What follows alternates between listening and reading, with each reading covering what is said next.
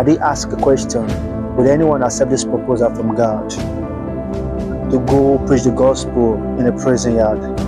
Most of those who are lovers of God or lovers of gospel would like to raise their hands up. But would you like to be convicted of a crime that you never committed, to be sentenced to prison for 20 or 30 years of your life? God allowed it to happen so that He can manifest Himself in the life of the prisoner through you in prison. I bet you those hands that are up will drop down, because we are not ready to be in an uncomfortable situation, being in a comfortable situation to teach the word. I did also ask, there's someone who has been adopted for a long time, he or she is about to lose her faith in God. And God really wants to show him or prove to him or her that He is still with him.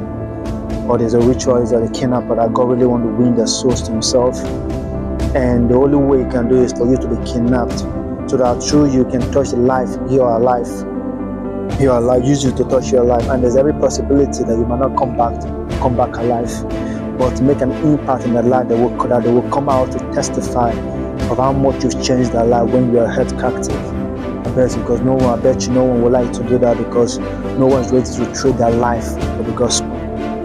In today's church, in today's Christianity, when you are held captive and such, 98% of our prayer to you as Christian brethren is that you come back alive, and you stay safe and come back alive, and not praying that God should give you the boldness to stand for Him, even if it will cost your life, it will cost you your life.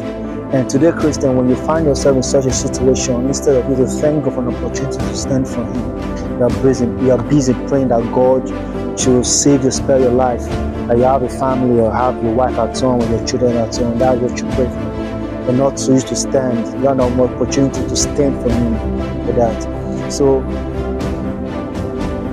we are not a bunch of Christians that loves their life not to lose it for any reason, even to God who owns that life.